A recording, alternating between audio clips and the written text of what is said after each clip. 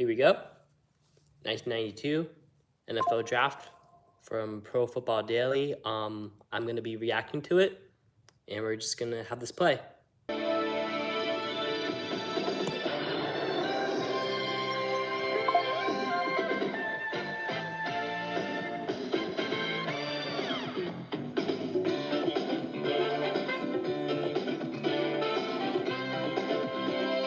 Super cool start.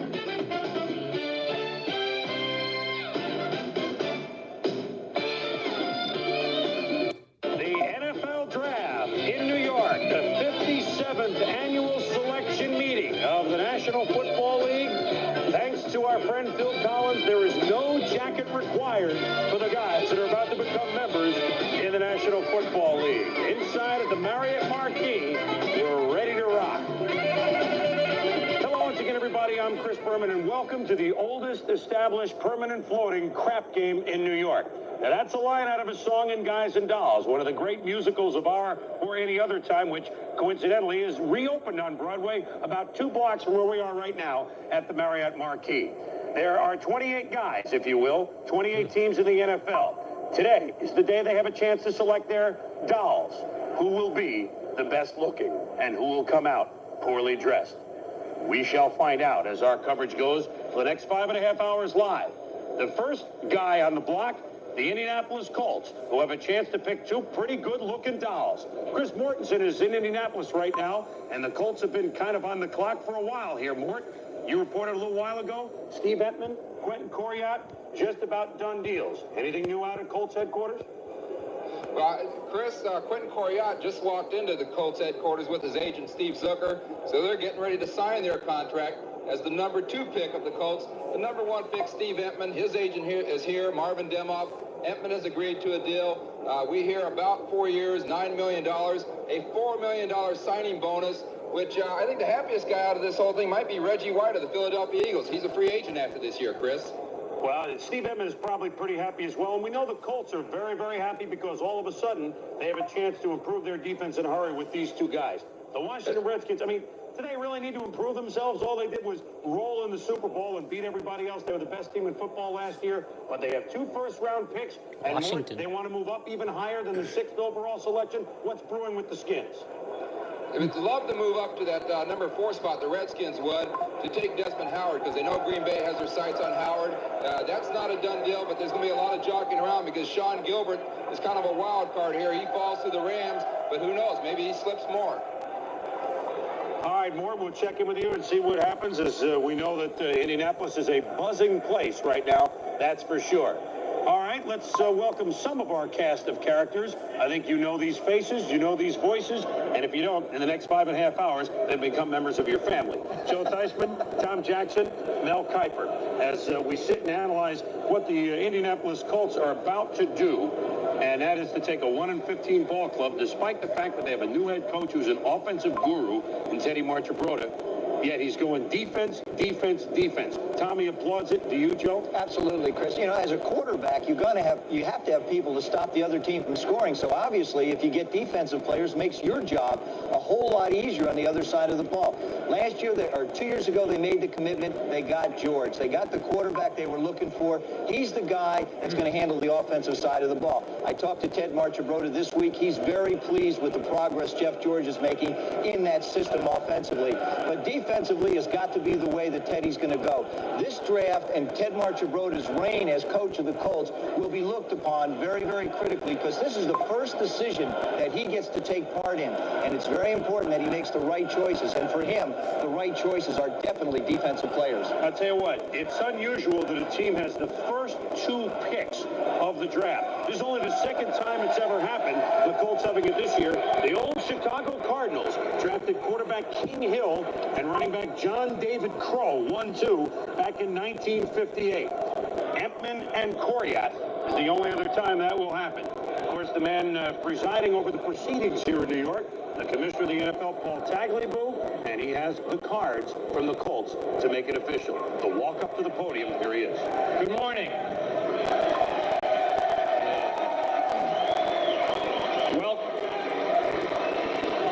Welcome to the National Football League's 57th annual selection meeting. The selection meeting is now underway. The Indianapolis Colts have the first two choices, and so they will have 30 minutes on the board to make those choices. Well, I tell you what, the cards are coming up, but if you're the Colts and you're paying millions and millions and millions of dollars to these two guys, I take my 30 minutes. You burn your 30 minutes, but they won't take that long. They burned 30 minutes. They burned 30 million is what they did. Well, all right. How will they pay for that phone call now after paying these two contracts? Collect. You love these guys, Tommy, Entman and Coryell. Yeah, I think the key to the game, you look at the Indianapolis Colts last year, a lot of problems offensively because of injury, but this is a team that had 29 sacks on the year. What you get from these two players, and I don't think they could have missed even if they had chosen Sean Gilbert, you get a very aggressive guys, great attitudes, and Quentin Coryell is not only this great hitter, he's also a great rusher. He can play inside or outside, and so can this man, Paul Tagliabue. Nice. Now, maybe they're going over Quentin. Yeah, first and second Steve pick Empman. in See, that's Val Finch back on the 1992. left. Greg Mello That's Aiello on crazy, the right. since 1958. Empman, E-M-P-M-A-N. I mean, the Cardinals, 1958, they got the first and second pick, and this is the second time that the team gets the first and second pick. The Colts do. Indianapolis Colts Oh, here we go. first choice is Steve Empman, defensive Wow. end, University of Washington. Seattle, Washington, my favorite team, the Seahawks, but the Colts get them here, Indianapolis so. Colts, second choice That's obtained crazy. from Tampa Bay. And then they get the next Quentin pick. Coryell, linebacker, Texas A&M. Oh! Oh, there's an Buy advertisement your here. tickets at Ticketmaster. This was not an Because whether it's advertisement the back then. Okay, there we go. So they just made, Empman and Coryell. so that quick they just did Defensive tackle 2 picks. extraordinaire, linebacker extraordinaire. Their first one and Now second one. drafted by the Indianapolis Colts. You saw Steve Empman with his family and friends, the Lombardi and Outland Trophy winner. Wow. And every play, Mel, he's So a the monster. Colts get the first and second pick here in the 1992 NFL draft. Second ever to happen since 1958. That's crazy. Coach early in the year, Buddy said this was the best player in the country, the guy that really excited him as far as future pro potential. Excitable individual, Washington comes to football. play, hardest worker on the football team in Colts practice. getting the first You're and investing all second his pick. money, you want a guy who's a hard worker, That's very crazy. disciplined. Imagine if the Steve Titans had the Empman brings first not and only second production pick. to the table, but that great attitude which could carry over. That would have been like really crazy. Titans getting Cam Ward and Travis Hunter. That would be crazy. Well, the Colts here just got to choose 2 defensive stars, first and second pick. And here's the second pick that the Colts got. And he may try harder. Quentin Coryell, linebacker, Texas A&M, inside linebacker. there. But Cornelius Texas Bennett went A&M. inside Well, this those year are with cool the Buffalo Bills, uniforms. so he's got outside skills Colts as well. get the first and second pick Very, here. comparable Wow. to Penn. That's why Marcia Broda, I think, wanted these two guys. You see Coryell here, a guy that can move around, get after the quarterback in pursuit, tremendously physical player, and a guy that's certainly going to very much upgrade a porous Colt defense. Nice. So these 2 picks, you saw this game Thursday night on ESPN when he just destroyed the wide receiver here, one-on-one hit. This guy, another guy, comes to play, an enforcer, which changes the whole chemistry of your defense when you bring in a guy like Empman and a guy like Coryell to team with a John Hand, a Dwayne Bickett, a Jeff Harrod. Now all of a sudden your front 7 on the Indianapolis Colt football team is pretty good and gives them a chance to build on that throughout the rest of this great draft. You know, it's not often the teams in the AFC East are starting to worry about the Colts, but I talked to a couple of teams this weekend in the division, and no matter how it shook down, Empman and Coryell, Empman and Gilbert, they're definitely doing the right thing. I wish they didn't do the right thing. Why couldn't they trade these picks? Tommy, you know a little bit about linebacking. Coryell, they can really move him around. He can create havoc, can't he, with opposing offense? Yeah, Chris, he is not strictly an inside linebacker. Quentin Coryell can do a lot of things for you. He's a great run stopper, gets back in the zones. You saw his hitting ability there on the tape. The other thing is Quentin Coryell has the knack of getting to the passer. I think that was a great thing I saw when I watched him on film. And the other thing that impressed me was his closing speed when he's going after the football. He has great closing speed. So all of a sudden, the Indianapolis Colts We have a front seven. starting to build. That's right. Yeah. There will be no pushover. At That was least just- defensively. I have The 2 Rams, laptops who running need and my phone big-time running, defensive so- help as well. They're on Just the wow, clock. Colts get the Sean first and second Gilbert. pick, We'll be back to and tell the you. Rams get the 3rd selection. Maybe a gray day in Manhattan, but it's not a gray day for Steve Epman, the first selection in the 1992 draft. For the second straight year, a defensive lineman has been the first overall pick and the 9th time overall since the merger of the AFL. If you're wondering and keeping score at home, Too Tall Jones, Cowboys. Bubba Smith, Colts. Never made it really with the Bills. The twos with the Oilers. Leroy Selman, Bucks. Buccaneers. Sean Matsusa, Oilers, and Walt Patuski, Bills. Kenneth Sims never really panned with the Pats. I'd say Bruce Smith has with the Bills. Russell Maryland came on strong late last year with the Cowboys. And we saw that in a previous live stream that I had with Russell Maryland being drafted. But that's not just any Sean Gilbert, Steelers defensive end. So you can be sure that he's talking to could go to the Rams. Let's see. Certainly knows that he needs some defensive help. And we'll talk a little bit more about that. But with Sean Gilbert on the phone, this is the, it's not exactly going out on a limb to say that Gilbert will be the 3rd overall selection, and he'll be paying a great pick by the Los Angeles Rams. So let's go back to Seattle, Washington, where Steve Hetman got some very good news early this morning. You remember the Indianapolis first round Colts. draft pick to the Colts. I know, Steve, for a while you were sending out signals that you weren't interested in Indianapolis. You sound like you're a lot more interested now. Why the change?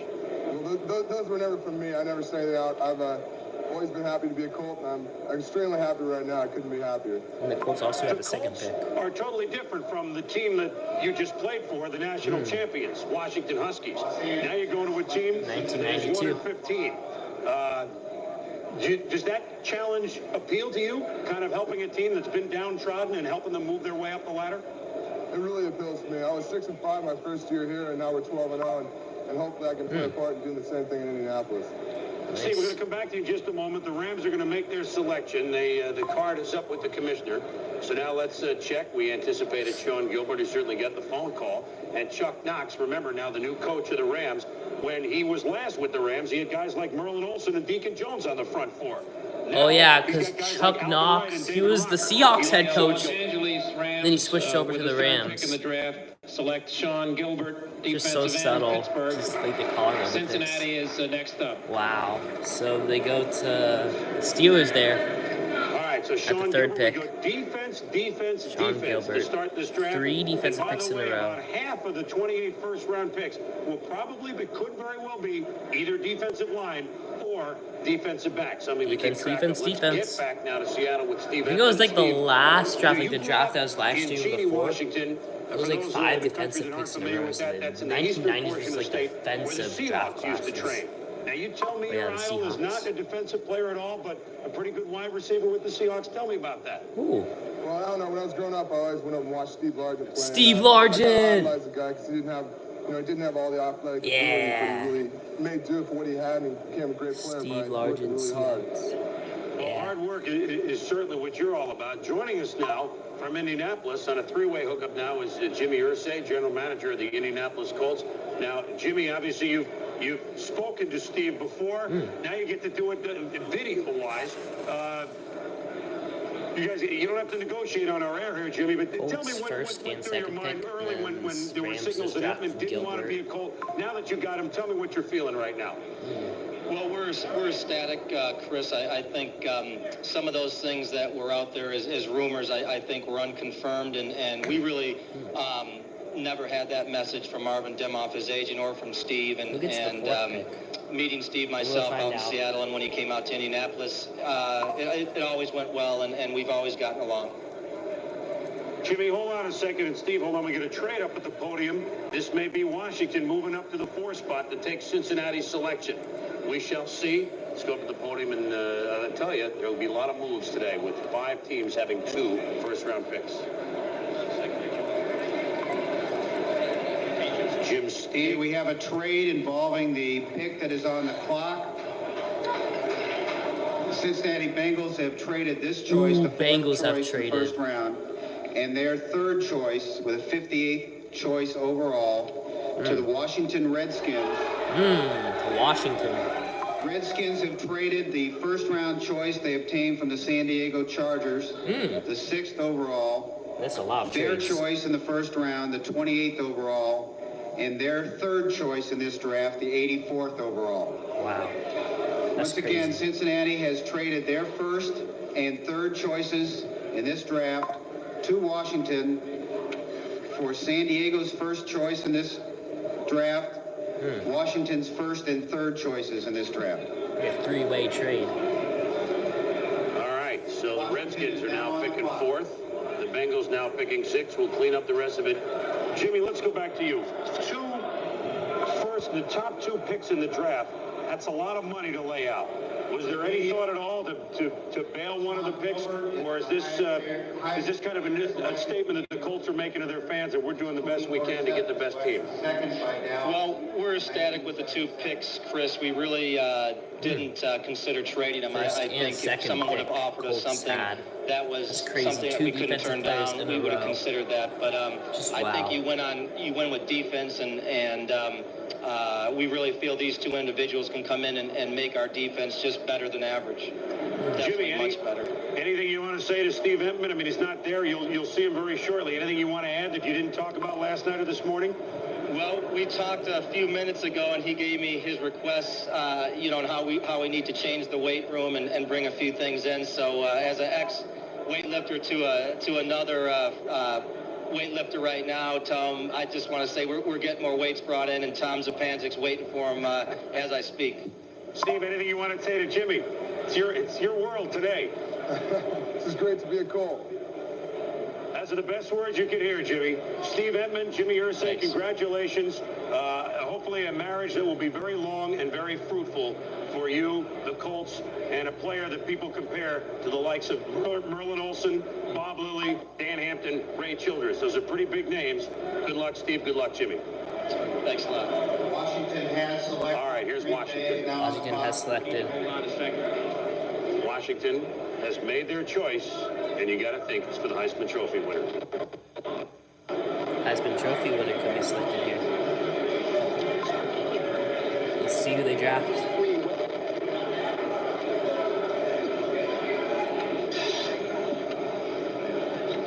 With the fourth pick in the draft obtained by trade, the Washington Redskins select Desmond Howard, wide receiver. Desmond Howard, wide receiver. There's Desmond at home in Cleveland. Wow. He's a member of the Super Green Bowl Bay is champs. on the board. Heisman Trophy winner. Oh yeah, Washington won the previous year. And they just got the fourth pick in the draft. Imagine if the Eagles... Yeah, they just got the Heisman Trophy winner. And they won the Super Bowl the year before, and they got the fourth pick. That's like if the Eagles would get Travis Hunter. Obviously barely maintaining a championship caliber play. They're really looking. Each one of their receivers, Sanders, Clark, and Monk, are all either at their 30s or getting close to it. It's the perfect opportunity to put another fast speed receiver. They do not expect Desmond Howard to come in and play right away, which I'm sure is fine with them. He'll spot that fourth receiver spot. He can do a great job for him returning kicks. This just solidifies Washington's position to give them an opportunity to move on and just constantly fill in the little pieces. I would love, Charlie Casserly, if you're listening, I will sign as the 9th quarterback. Just let me go out and throw the ball. Yeah, I think the Cowboys then win the next year, but Washington... I'd love to be a QB with Desmond Howard being added to that one. Might need 3 or 4 quarterbacks. Hey, why not? That. Now, Desmond Howard, Mel, you yeah, Washington won in 1992. To Rocket Ismail, who would have been the first pick overall last year. Nice. I think he is, Chris. I think when you look at Desmond Howard, you see a guy who has great speed. He might not run a 4.25 like the Rocket, but certainly good enough at 4.45. Extends his body to make that acrobatic catch. The thing that scouts told me was he shows up every week. Every game, he made an impact play. He never had a game where somebody took him out of the action. Washington tried to, and they were effective to a certain extent. But overall, you see him running reverses here. A guy that can just do it all. And here you're getting a player for a team like the Redskins who can be and fit into that posse very well. Sanders had a down year last year. They need somebody who aren't I think that's Michigan versus Ohio. Desmond Howard, certainly ideal for the Redskins. Interesting thing here in the whole trade possibility. The Redskins Desmond moved Howard up in to the the third Super Bowl, round from the 84th the recent Super Bowl champs in 1992. So in reality, when you Desmond look at Howard. they moved up those 2 spots because they wanted to get ahead of the Green Bay Packers. Mike Holmgren was sold on Desmond Howard. He wanted Howard to start building that Packer offense up, generate some excitement. So they knew they had to go from 6 to 4. Cincinnati moves and picks up the 28th pick. But the key for the Redskins is they move to the bottom of the 3rd round the top of the third round, which will help them gain a better player at that point. This note, this is the highest that a defending Super Bowl champion has ever picked. The fourth spot Highest overall. a The defending highest Super that they Bowl have ever champion picked has in the picked. Fourth 26 pick. years that they've had the Super Bowl. Fourth pick So, Washington, Redskins and they breaking won the ground. Super Bowl And recently. Desmond That Howard is a way guy overpowered. that That's like they if the can Eagles got the think will fourth help pick and them walk a selected couple like years Travis down the Hunter. road. What a luxury to have That's if you're the champ. We'll be back. Washington drafting Desmond Howard, the fourth pick. Back in New York, and already we've seen a whole lot of shaking going on, that's for sure. Yeah. The Colts have their two men. The Rams have Colts Sean got the Gilbert, first two and picks. the Super Bowl Washington, the former champions, Super Bowl champions, got the fourth drafted pick. the Heisman Trophy winner, Desmond Howard. And We then are not third alone pick here in New Rams. York, that's for sure. Just Another wow. part of the room, we've got every corner of It's this actually room very covered. exciting We've for got Chris Fowler in the game, and they're with a guy who's pretty happy right now. Chris? Just wow. All right, Chris, across the ballroom, Mike Gottfried, of course, our college football primetime analyst, and the guy he recruited in Pittsburgh, Sean Gilbert, the newest Ram. Congratulations. Your general feeling, because last night your agent thought the deal might be done with the Colts. He found out this morning it's the Rams. Well, that was always a speculation of it. I never really placed myself with any specific team. I know that everything's out in the open, and you have to wait until the decision's made, which was today. Mike, you know what a dominant player he was at Pittsburgh. You recruited him there. Talk about his strengths as a player and maybe project Sean into the NFL. Well, the great thing is when you recruit a player like Sean, it's a great feeling for me. I'm proud of him. Sean Gilbert. Sean Gilbert is an outstanding player. Chuck Knox got Cortez Kennedy in Seattle a couple years ago. He gets the same Cortez type of Kennedy, player here. You Sean see Gilbert. on the inside against Seahawks Minnesota. Cortez He's a Kennedy, a great legend. pass rush from the inside. Talking about He's a Steve bull Largent rusher, earlier. but he also plays the run well. But where I think they get the bonus, if you want to play Sean Gilbert outside, you see him on the interception here, he's a good athlete. He can go outside, he can play inside. He got 2 for 1, and he can, in a 4-3 front, I think his best spot is the defensive end spot. Well, the Rams certainly need pass rush help. Only 17 sacks last year, dead last in the NFL. Do you have a preference where you'd like to play? Is rushing the pass or what you'd like to bring to that team? Making the Rams the best team defensively as possible. Any doubts in your mind at all? You're ready for this level of competition? Only a year and a half of college football? No doubt. To be a man, you have to beat the man. I think I can get him to go grab me a Coke after this now. All right, thanks very much. Congratulations again to the newest Ram. Let's go back across the ballroom to Chris. All right, guys, thank you. And the Rams defense, we told you once upon a time when Chuck Knox was there in the early 70s, Deacon Jones, Merlin Olsen. Well, it's a little bit different. Kevin Green can play, but they really had big-time defensive problems last year. And, Tommy, you just think about Sean Gilbert in there. You know, any football team, Rams really need him. He'll be a big spark plug. Should start immediately. Well, Chris, Also, this is thank you all defensive who line are that watching the accounted for stream only right now. 7 sacks, the defensive line last year. Sean Gilbert is not only a great pass rusher, but as you saw on the tape, this kid is a great athlete at 330 pounds. All right, the Green Bay Packers are up next, Tommy, and along with the Cincinnati Bengals. And you would think it's the two defensive backs coming, Okay, Troy here we go. Vincent, Terrell Buckley. Probably Buckley to the Packers. That's our guess. 5th selection, Packers. Here we go.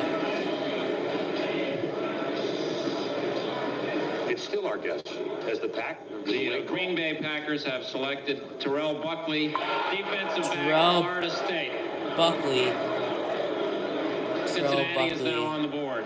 To the Packers. Terrell Buckley now becomes, in the first 5 picks, the 4th of 5 underclassmen to go in this draft. Now, the Packers had an interesting situation, Mel, because there was some difference of opinion, but not an argument here.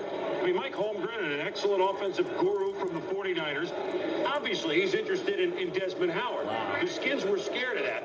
They also are very interested, though, in Terrell Buckley. Washington, the Super Bowl champions before the year, just got them at the 4th pick. That'd be like if the Eagles got Travis Hunter, like the Heisman winner. It is a tough call. You look at Terrell Buckley, he brings that And then the added Colts got the dimension first to 2 you. picks, and that'd be like the Gambles a lot Titans when he getting takes that Cam pass off, he Ward, goes the distance, and then outstanding like Travis punt Hunter returner, in the Darrell Green mold. Carter or And a guy that will something. fit in well with the Green Bay Packers. Here's a team that went out on Plan B and signed Lewis Phillips. Last year they drafted Vinnie Clark in the 1st round. The year before Packers, that they Terrell drafted Buckley. Butler from Florida State in round 2. Here's Buckley, intercepting a pass, and you see his ability in the open field. These moves. He's almost like a a running back here in the open field, Dion Jr., as we said last night. And that's the dimension. Here is a punt returner. He's not only a defensive player, but an offensive weapon who can put 6 points on the board for you. And when you bring that kind of ability to a team, he's tough to pass up at this point. Obviously, Troy Vincent right up there. You see him intercepting the pass here in the first quarter. First series for Michigan against Elvis Grbac. That turned the tables on Michigan. Florida State to pull away on their way to a one-sided victory in a key game early in the year. So you can see that impact capability. If this guy gets a little more consistent, settles down, doesn't gamble quite as much, he has definite future Pro Bowl ability. That's why you take a guy this high. You have to have aspirations and feelings that this guy will be a dominant corner in that Darrell Green mold, and obviously Ron Wolf, the Packers, feel that way. I tell you what, the Packers still may have wanted Buckley, whether they made the deal ahead of them to get Desmond Howard or not. One of the best-kept secrets, guys, last year was that the Packers had a pretty good defense. They ranked 10th overall in the National Football League. That's pretty good for a team that's 4-12. Now, Buckley fits right in, and he can make big plays for him. Well, there's no question about it, Chris. I mean, you know his return ability. What I like about him is he has great ability to get out and make plays.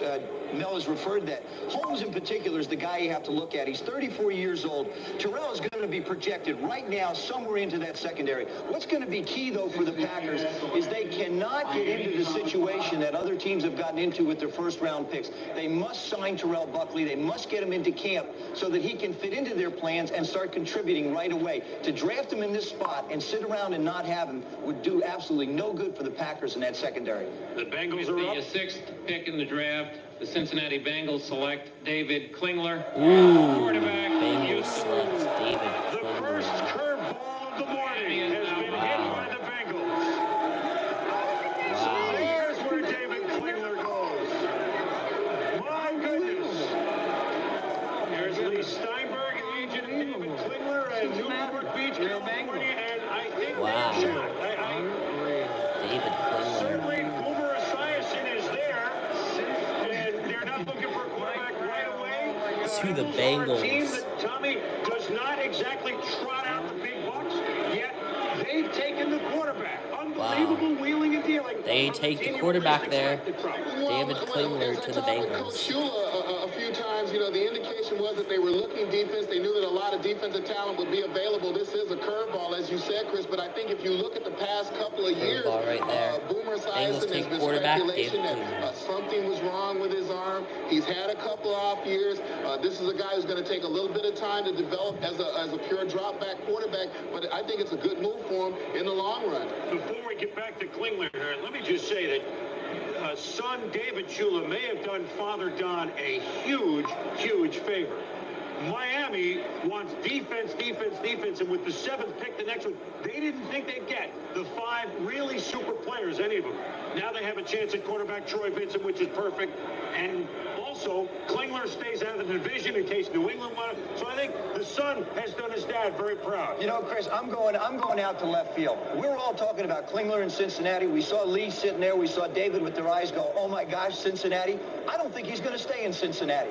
I think Cincinnati took him to give them leverage with Kansas City, with Pittsburgh, and with a few other teams in this draft. So don't be surprised. And this is just the way I feel and believe. Don't be surprised that Klingler hasn't finished starting to move. Well, Dave Shula, yet. I think it's a great opportunity to have somebody wants. The great thing that Cincinnati has done, they now have the gem. They have just a gem that they drafted can deal quarterback David Klingler, and there's also Mike Shula. You want them? Let's start giving me some stuff over here. I wouldn't put the postage stamp on David Klingler being in Cincinnati or start mailing anything just quite yet. We told you that there would be some intriguing moves here at the draft, and guess what? We have some. Let's go down to Craig James and find out what's going on. Craig, can you fill us in with what's the latest here? Surprising you all, Joe. That's a pretty bold statement that you made right there. Where's using him as trade bait? It could happen. David, I don't think that you were expecting to go to Cincinnati, were you? Gosh, it's hard to say. I'm just happy to be there. That's my home state. I couldn't pick a better place. Now you sound like a politician at your home state. Klingler, quarterback going to the Bengals. Just glad to be back. Lee, how about you? You shocked? Mind boggled. I was Mike Brown. Well, it'll be interesting. You know, we didn't really have a heavy inclination, although Dana Bible called yesterday morning and he said it might be, he said, don't count us out, because everyone was talking about Kansas City or New England, and but they've got a great offense and they throw the ball a lot, and could be real exciting. We'd be playing in Houston twice a year. Could be very interesting. What team showed the most interest in Dana? Well, we just always had a feeling that New England, Kansas City, New York Giants, a team like that, it might be. But I guess the trading has switched things around. But it's exciting to be the 6th pick in the draft. Well, when you talk about the trading around, would it surprise you to see Cincinnati now take David and use him as bait to do something else in this draft? You know, we really have no control over that at all. And you just don't know. I mean, my client Desmond Howard was the subject of a trade. David is the subject of a trade, so it switched both ways. I mean, Cincinnati is a great opportunity. Boomer's a great quarterback, but, you know, David... We got to interrupt you. I think we're going back to New York now. There's somebody else up ready to make another decision. All right, Craig, thank you. And so, well, you saw a stunned left coast, or at least in Newport Beach it was. But Joe has already thrown it out immediately. Will David Klingler remain the property of the Bengals? Will he be moving elsewhere today? You don't want to leave. We'll be back.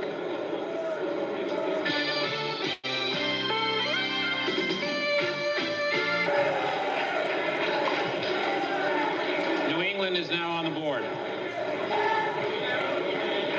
Well, we're back in New York, and the Dolphins have just made their selection, but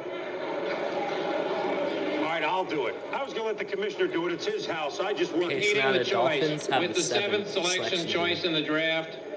The Miami Dolphins select Troy Vincent, University of Wisconsin. Vincent. Wow.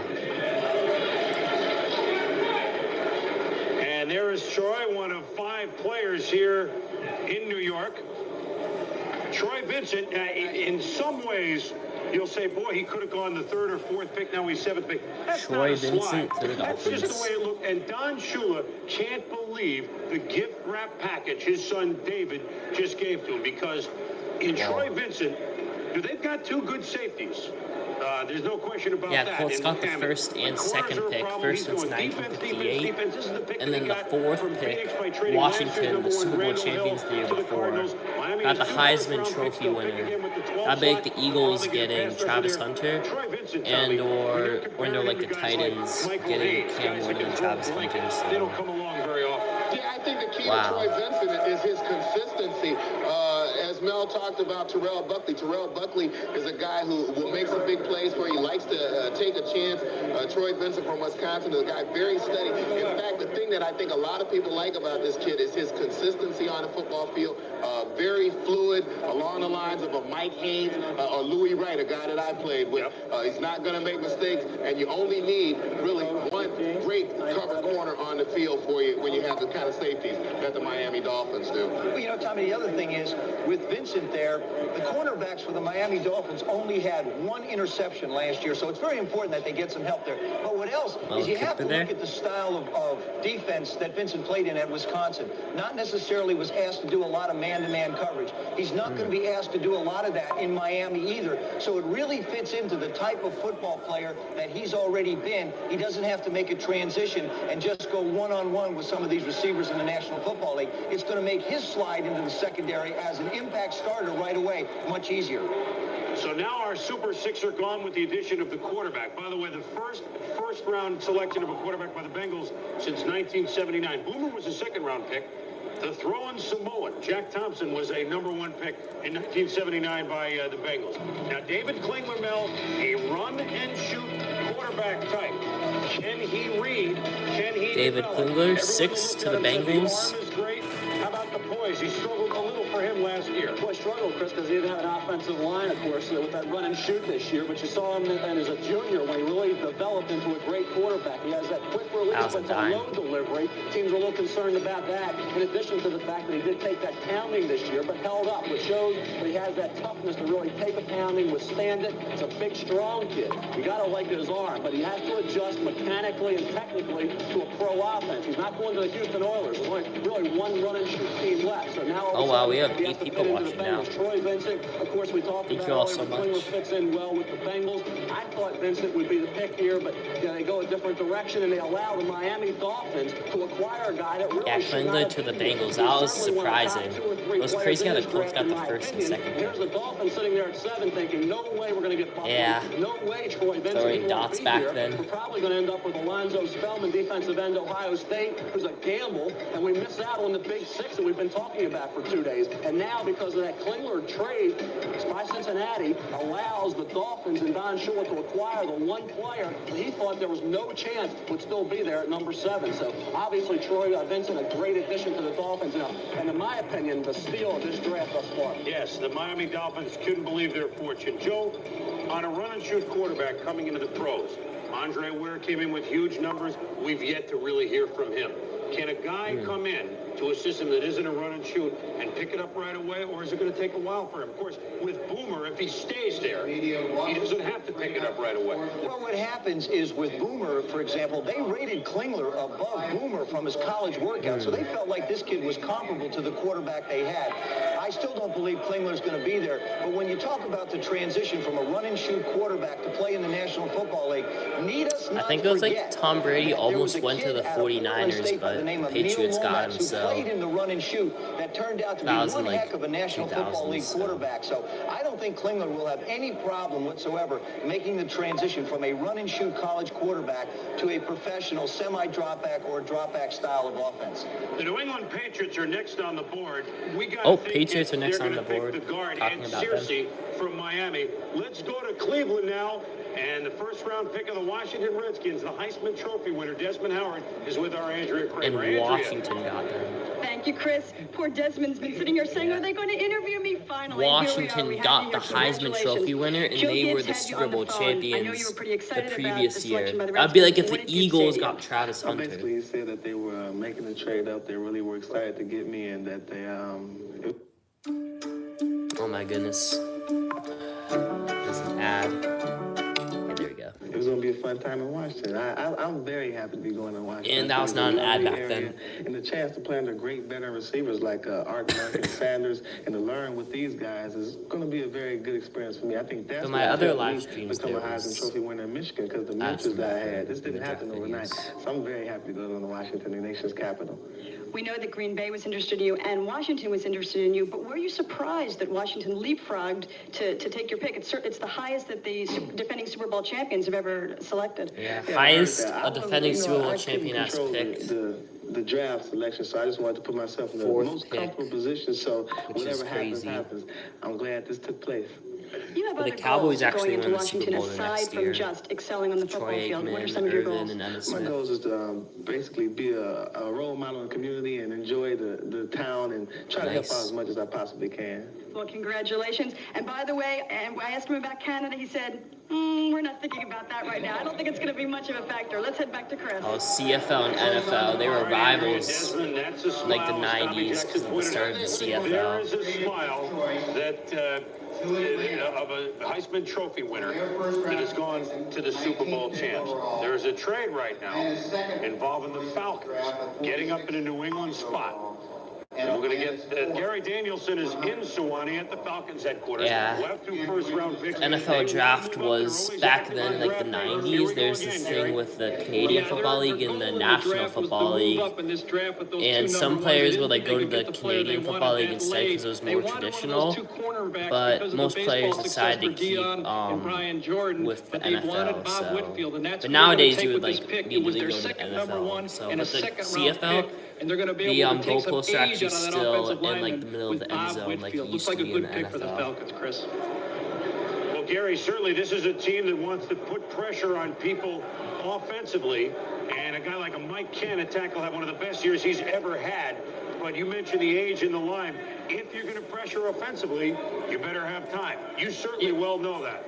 Yeah, no doubt about it. Mike Ken now 36 years old. Chris Hinton 30 years old. If you're going to run the run and shoot, you got to have somebody to protect the quarterback. Chris Miller had a great year last year, but they're looking down the road. This is a guy that can play 10, 12, 14 years for you at offensive tackle. Gary, do you think that we haven't seen the last of the dealings of the Falcons? I mean, they like to move around. You were there last year. You know what happens. No doubt about it. Another guy they covet, and they think they'll have to get in front of Pittsburgh, is Vaughn Dunbar. They're looking for a running back. You know, they've got the problems in the secondary with the two baseball players, but this is a team with 4 draft picks in the top 2 rounds that would like to move up and draft for need, really, is what they're trying to do in the secondary, running back, and offensive line. All right, Gary, we'll check back with you shortly. So the Falcons have moved up in the New England spot, and here's what it is. To move up to that 8th overall slot, the Patriots get one of the Falcons' number 1 picks, the second one, number 19, a second-round pick, and a 4th-round pick. New England did very well by sliding down in the draft last year. That's what they've been doing lately to build up that ball club.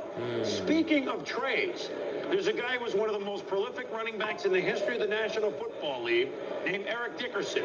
Began his career with the Los Angeles Rams. He was such a good player. Almost. The Colts and the Raiders have figured it out. Let's go to Indy now to Chris Mortensen and get the word on the Eric Dickerson deal. Is it all finished?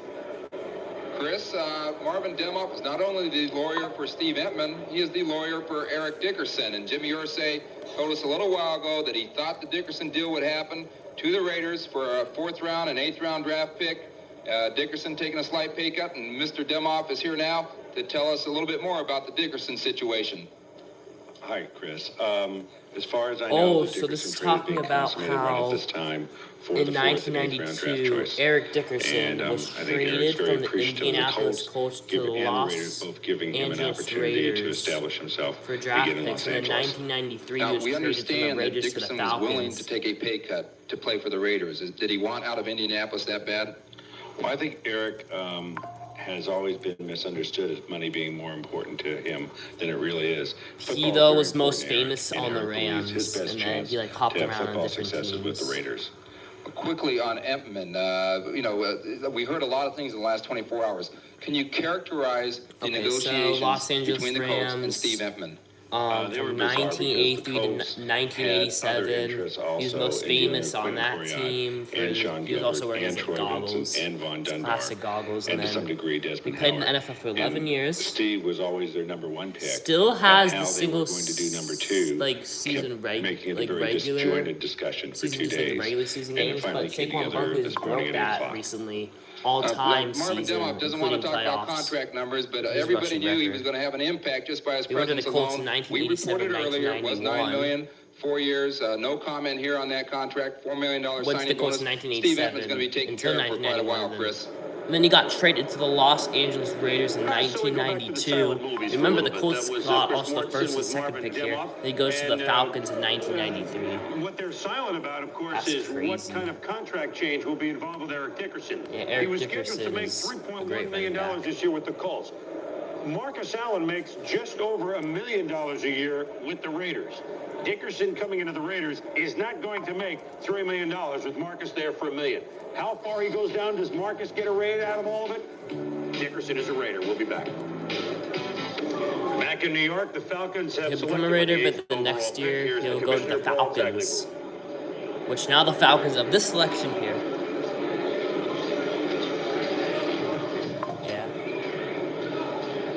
With the 8th choice in the draft obtained from New England by trade, the Atlanta Falcons select Bob Whitfield, offensive tackle, Stanford. Bob Whitfield, offensive tackle, Stanford. I mean, Stanford was actually a good football team back then, and are still good today. But they were like a powerhouse back then in the 90s. Atlanta has now moved up and taken the pick from New England, and even though that's not this year an area here's of the need, trade. they've decided it will be shortly. You heard Gary Danielson talk about Got Mike second Ken and Chris Hinton being 4th up in their 30s. pick. Here's the trade. So to move up Falcons get the from 8th. 19 to 8, to move up 11 spots, cost the Falcons a second and a fourth-round pick. So that's a pretty heavy price to pay unless Whitfield turns out to be a tackle as good as Mike Ken, in which case, Mel, it's a great price to pay. Hey, Chris, I don't like the deal at all for Atlanta. I think, in a deep draft like this, where you know you're going to get players down the line, to give up a second and a fourth-round pick to move up 11 spots, you already have a number one, sure. But if they're going to move up, go up to get a skilled person, not an offensive tackle like Whitfield, in my opinion, is maybe the 24th best player in the draft. And if some teams think highly of him, but I think he's somewhat suspect that early. And when you look at Atlanta's situation in this draft, now they lose a 2, they lose a 4, but then to retain that pick, they may have been able to acquire Sayapeli Malamala, who played in the same conference as Whitfield, and ultimately could, in my opinion, be a better pro. I think it's far too heavy a price to pay in a great draft like this, when we're talking about depth into the 2nd through 6th round, to part with a mid-2 and a mid-4 to go up and get an offensive tackle. Granted, he has potential, but in my opinion, he's a gamble that early. Tommy, there's been a lot of talk of Whitfield, a great player out of Stanford. Again, like some of the others in the draft coming out here early. He does become a really He great is player. legally blind in his right eye.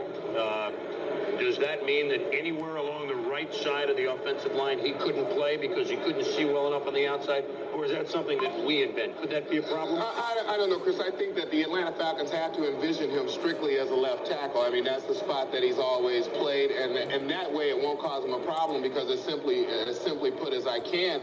The guy has gotten used to playing with whatever the difficulty is, so it doesn't bother him.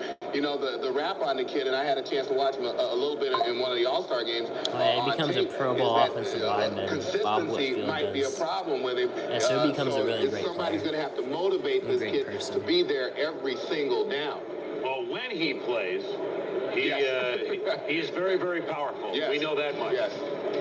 And you mentioned the consistency. Bob Whitfield, I mean, Offensive tackle, Stanford, junior. it's not necessarily a mistake. No, it's not. You know, I sort of disagree with Mel a little bit here. I thought New England was going to take Whitfield in this position because, see, one thing you have to understand, Harlow's about to have some more surgery on his back. So they're a little suspect in the offensive line. Now, he had it in college earlier. There's talk about him having it again. So their offensive line is not in the best shape. That's the only reason I thought that Whitfield might go there at that particular spot. He winds up going to Atlanta. Atlanta's real close, Mel, to becoming the next level of playoff contention for them. They feel like they have to protect Chris Miller, or else they're never going to be able to put the ball, put the points on the board necessary to win. But, Joe, that's if you feel Whitfield is going to be a Pro Bowl player. I don't feel that way. I think when you look at Bob Whitfield, and I talked to Bob last week, I talked about the Aloha Bowl when Marco Coleman had 3 sacks, numerous pressures. I said, what happened? Was it Coleman's moves, or what really bothered you in that game? And Bob said, hey, I just didn't feel Yeah, I I'm was up also for the learning game. from I was this just as kind of going well. through the motions But out Bob there. Whitfield becomes a Pro Bowl as a player. junior, that is your focal point. The game that you had to be super Also, if you want to, I have 1990 and 1991. I live streamed those 2 drafts, reacting to them, so you can also check that out if you want. And I've been doing a continuation of this live stream all day. And my moderators have helped me out so much, so yeah, shout out to Tube here. Searcy was a guy we talked about there, maybe Whitfield, but now they move down, they still get the lineman, but they pick up a 2 and a 4. Well, we can debate that up here, but there is no debate in Sewanee because they made the move to get Bob Whitfield. Let's go back down to Gary Danielson in Sewanee and talk some Falcons. Gary? Yeah, Chris, I mean, nobody really knows. It's all a crapshoot, I think, when you get down into this first round. There wasn't very many impact players in last year's first-round draft, but Ken Herrack, vice president, told us yesterday, kind of tipped his hand a little bit, telling us that they looked at the right eye problem. Even went so far as to simulate blocking drills, covering their right eye. Didn't think it was that big of a deal. I kind of have to agree with them. I mean, you can smell these defensive linemen from a half a foot. I don't know if you have to see them that good. So if he can play, he can play. I don't see the one eye being that big of a deal. Chris? Well, the Falcons, it's something we'll keep keep track. I didn't mean to say that. Keep track of. I didn't. Keep track of this afternoon. Is what they do to address the problem. And we'll get into this, Gary. Deion Sanders perhaps becoming more of a full-time baseball player. Brian Jordan becoming a full-time baseball player, or more succinctly, a part-time football player, an 8 to 10 week type of guy. So the Falcons used to think that they were very deep at DB. Jordan coming off a great year. Deion, we know what he does. So that's something they might have to think about. Yeah, there's no doubt. The Falcons went into this draft looking at the problem. I mean, there's their best cornerback playing baseball on the cover of SI. They knew the type of style that Jerry Glanville likes to play. Pressure the quarterback, lock his corners in one-on-one. Remember, they took the 3rd pick last year, Bruce Pickens. They got McKyer. They really can't count on Dion long-term, but I believe he'll be there for a while. They really like Buckley, but they had to address that offensive line problem also. You know, I think Ken Herrock is going to add a new tool when he goes out on the road from now on. Besides the vertical jump and the 40-yard dash, he's going to take a batting machine, give them 10 swings. If they hit one, they're going to mark them off on their list. So they know that Bob Whitfield's not the second coming of Babe Ruth. They think he's going to play some football, that's for sure. No, he can't hit the right field. We'll keep that in mind. We'll get back to you later, Gary, as the draft continues from New York. The Cleveland Browns have the next selection. Back in New York, first 8 picks have been done in, under an hour, which is pretty interesting, that's for sure. But we're so far. Oh, boy, there it goes. I talked about a no-hitter in the 2nd inning. It's a lot quicker than last year's first round, which took about 5 hours, or the equivalent of about a 14-inning baseball game. The Cleveland Browns are up, and I think now, guys, this is where the draft starts to turn. There was some thoughts, Joe, that they might look for a backup to Kosar in Cleveland. Tight end, running back. They get Belichick, a defensive guy. Now is where I think the draft takes a turn. Agree? I do. I think the thing you have to take into consideration here is Billy Belichick, first of all, has got the blessing of Art Modell. Art Modell has made a commitment to this football team to say, we're going to go out and get big, tough, fast football players. They signed 11 Plan B guys this year. Last year, every one of their draft choices was in camp. That's responsibility of management. Art's doing his part. Now it's important that Bill takes the players on the field and gets it done. I think running back is an obvious position. Tommy Vardell may be there, but look for Cleveland to use up every second they can of this 15. They're in the enviable position that Cincinnati was before, that maybe they have a chance to deal. Let's see if we can get the deals we want, because all they want is somebody big, tough, and fast. Think of Turner and King last year. You got to look at this year's draft and say, who's there like that? To get everybody caught up to date a little bit on what happened to the Browns last year, well, they certainly made an improvement under Bill Belichick. Let's take a quick look at Cleveland in '91.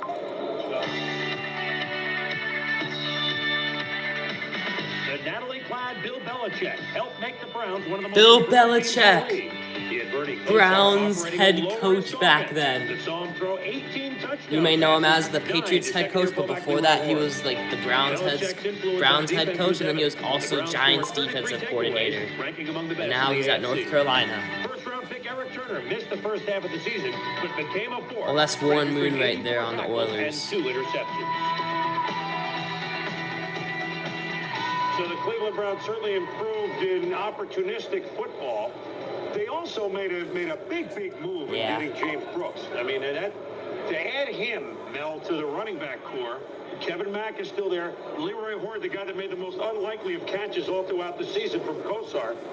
But yet, could they go running back? Bill Belichick, Browns head coach here, later becomes the Patriots head coach. You know I'm teaming up with Tom Brady. The man for the Cleveland Browns, and I can't disagree with Michael on that. I think Tommy Vardell, we talked about it yesterday for 4 hours, is a guy that is viewed by, I know Bill Walsh had said it, the best pick will be Tommy Vardell. Not necessarily as the best player, but he will be the best pick overall by a team that selects him. And of course, the Cleveland Browns, when you look at what they really need in the backfield, Belichick wants to pound it at teams. He has Hoard. You know, he had a bad year, bounced back strong last year. He also has Mack, who's kind of iffy. You don't know if he's going to show up and be as good this year. And Tommy Vardell is just a productive, dominant player. When he worked out a couple weeks ago, he had never run for the clock. That time of 4.73 estimated. The first time he ran 2 weeks ago, 4.48. Belichick, Ernie Accorsi, Mike Lombardi were out there for that workout. I've been keeping a track of the situation. And evidently, from what Jack Mills has told me and Tommy tells me, the Browns are interested. But also 2 other players, tight ends, Derek Brown from Notre Dame, Johnny Mitchell from Nebraska are there right now as well. And that would add up because think about the low-risk offense that the Browns now run with the short, dinky passes. And remember, they're used to having a guy named Ozzie Newsome to catch some balls at tight end. They don't have one now. Will they get one? Let's quickly check in with Chris Myers, who's chomping at the bit in Big D. But Cowboys. Yeah, we're waiting for the Cowboys to happen, Chris. Chris, but the Cleveland Browns love Tommy Vardell. In fact, they've labeled him a modern-day Larry Zonka. The bruising fullback, of course, was so dominant with the Miami Dolphins. A Cleveland official told us this morning they were blown out of the water when the Bengals selected David Klingler. That's who the Browns were eyeing, was David Klingler. Now that he's gone, in fact, Cleveland thinks that Cincinnati will deal with Kansas City still in a possible trade, sending Klingler to the Chiefs. But at this moment, the Browns are considering trading down. San Francisco has also reportedly been interested in Tommy Vardell. At this moment, they're in love with Tommy Vardell, and they'll take him with their pick unless they get a better offer and trade down. Chris? All right, Chris, we'll check back with you. Less than 2 minutes to go on the pick by the Cleveland Browns. Very quickly, guys, you mentioned two names, Mitchell Mel and Derek Brown. Like Klingler, it may be the only quarterback to go in the first round. All of a sudden, there are two stud tight ends. At around 10 the stream will end, so we got about 12 minutes, and then I will also probably be doing a live stream tomorrow. So Maybe Cleveland. This is a place where there might be some movement right now. Brown is the number one guy right now, but Mitchell has really surged up because of his great speed. He runs a 4.6 at 262 now. He wasn't a dominant blocker, but they feel that will improve. And because of his great pass receiving ability, he's very intriguing to teams picking this early. Dallas Cowboys, I learned from Joel Siegel just now, his agent, that the Dallas Cowboys have two representative scouts with Dale Carter. So you have to think Dallas wants Dale Carter from Tennessee, maybe a trade-up possibility. And the Cowboys will win the Super Bowl next year, so pick up an extra choice. And here's Dallas sitting there, leading towards the Cowboys dynasty of the 1990s.